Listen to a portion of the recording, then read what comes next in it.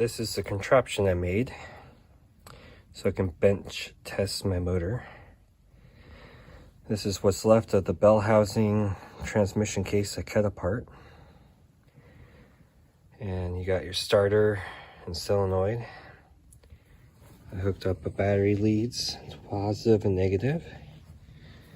Got my remote switch and power to the coil. I probably shouldn't have, but this is pretty dangerous doing it this way. But I wanted to have it exposed so I could put it on an engine stand. So in the future, I'll have an engine stand that will bolt on here. But for now, this is what I have.